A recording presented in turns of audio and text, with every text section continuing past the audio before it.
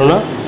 কালকে রাত্রি আনুমানিক 1:30 নাগাদ আমি যখন আগরতলা থেকে বাড়ি ফিরছিলাম তখন সিপাহীজলা অমৃতসাগর মোড়টাতে মানে নৌকাঘাটের সামনে দুজন ছিল, তারা মুখে কাপড় বাঁধা ছিল, বাইকের সামনে চলে এসেছিল। কোনো রকম আমি বাইকটাকে আঘাত দিয়ে ওদের সামনে দিয়ে চলে যাই। তো সামনে গিয়ে আমি তখন থানায় ফোন করি এবং পিছনে যে আমার গাড়িটা ছিল ওদেরকে দাঁড়িয়ে জিজ্ঞাসা করি তাদের সাথে সেম ঘটনা হয়েছে কিনা। ওরা সেম বলে যে ওদের সাথে সেম ঘটনা হয়েছে। তার জন্য আমি থানা দ্বারস্থ হয়েছি। ওরা যদি আমাদের আটকাতে হতো অনেক ঘটনা হয়ে যেত সেখানে। মানে আপনার কাছ থেকে কিছু নেওয়ার চেষ্টা করছে? মানে ওরা চিন্তা করে সামনে চলে এসেছিল বাইকে। আচ্ছা, আমার বাড়ির চলে চলে এসেছে। মানে কি যারা আসলো তারা কি সবটা বুকে কাপড় বাঁধা ছিল? গায়ে কাপড় বাঁধা ছিল, কাপড়গুলো মানে কালারফুল ছিল আর কি, যেগুলো চোখে লাগে এরকম। আর কি নিয়ে আসছিল তারা? হাতে এরকম লক্ষ্য করার সময় ছিল না, তো সামনে চলে এসেছিলাম। তারা কি বাইকে আসলো না গাড়িতে?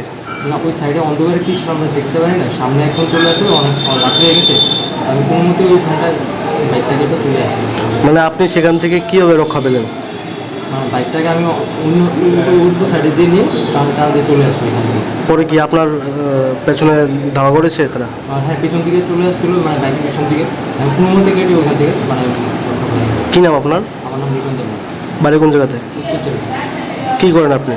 আমি প্রাইভেট কোম্পানিতে কাজ করি।